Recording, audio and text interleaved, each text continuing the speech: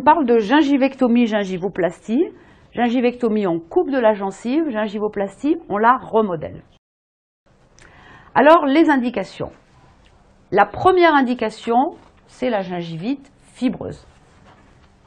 Alors, la gingivite est souvent une gingivite œdémateuse qui disparaît simplement avec le contrôle de l'inflammation, avec les soins à la maison, le détartrage, le surfaçage, sauf si elle a une composante fibreuse, c'est-à-dire s'il y a eu un excès de tissu inflammatoire.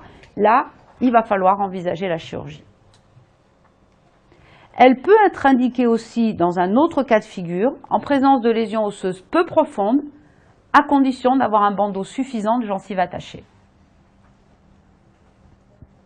Et puis, on peut l'utiliser aussi en chirurgie pré-prothétique ou pré-dentisterie restauratrice, par exemple, quand vous voulez dégager une cavité de carie très profonde.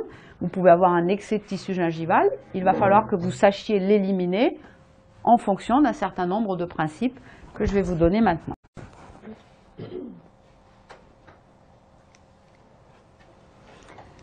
Donc voilà un cas dont on va voir le petit film dans un moment. Donc c'est un jeune homme qui se retrouve donc avec une gingivite. S'il n'y a pas de lésion osseuse, le sondage nous a permis de déterminer que la tache était à sa place. Mais vous voyez la composante fibreuse de cette gingivite, ces papilles qu'on appelle parfois des papilles en battant de cloche. Alors les pigmentations n'ont rien de pathologique, c'est parce qu'il est métis. Mais vous allez voir qu'après la gingivectomie, comme on aura travaillé sur les couches profondes, il va retrouver une gencive beaucoup plus rose. Donc ce type de cas est traité de façon classique au départ, hygiène, révélateur de plaques, brosse souple, chlorhexidine, fil dentaire, puis ensuite surfaçage.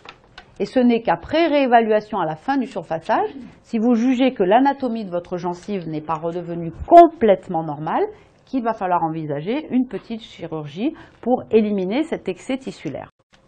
Alors, cette intervention a des contre-indications. La première, c'est quand il n'y a pas de gencive attachée. La deuxième, c'est quand il y a des lésions infraosseuses. Il est évident que là, c'est des interventions à lambeaux qui vont être indiquées et pas de la gingivectomie.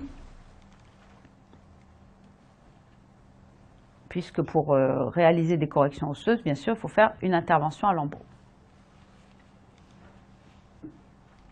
Le dernier point découle du premier. Si le fond de la poche se situe sous la ligne muco-gingivale, on est bien d'accord, c'est plus une gingivite, c'est une parodontite associée à un problème muco-gingival. Donc vous n'allez pas le régler par une gingivectomie, car vous aggraveriez le problème en supprimant de la gencive. Alors, la technique opératoire est la suivante. Vous allez commencer par une incision festonnée qui va démarrer à la base de la poche.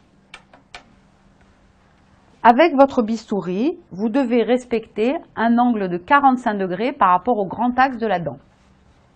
L'idée, c'est qu'il faut retrouver un profil harmonieux et pas faire une incision qui vous donne un escalier, n'est-ce pas? Et pour ce faire, vous allez utiliser un bistouri qui a été fabriqué à cet usage, qui est le bistouri de Kirkland numéro 15 et 16.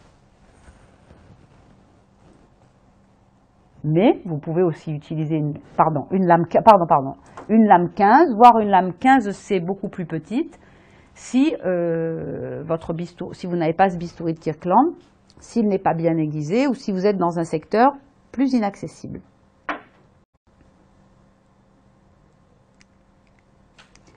Après cette incision festonnée, qui ne va pas vous permettre de détacher votre petit morceau de gencive, vous avez fait uniquement votre incision, on va le voir dans le film. Vous allez utiliser un bistouri d'Orban pour faire une incision interproximale.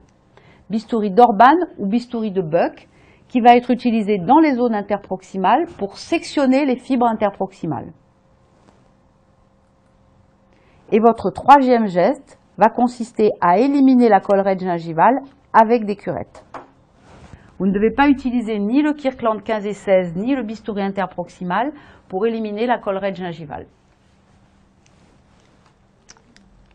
Pardon. J'ai noté surfaçage radiculaire si nécessaire. Vous comprendrez que ce surfaçage radiculaire ne sera indiqué que si nous sommes sur une parodontite horizontale, mais pas si vous êtes sur une simple gingivite. On est d'accord, si c'est une gingivite fibreuse, vous n'aurez pas de surfaçage pour la bonne raison que vos surfaces radiculaires ne seront pas accessibles, vous serez toujours sur l'émail. Vous avez un excès de tissu gingival, mais vous n'avez pas de perte d'attache. Voilà le bistouri de Kirkland numéro 15-16. Voilà le bistouri interproximal de Buck.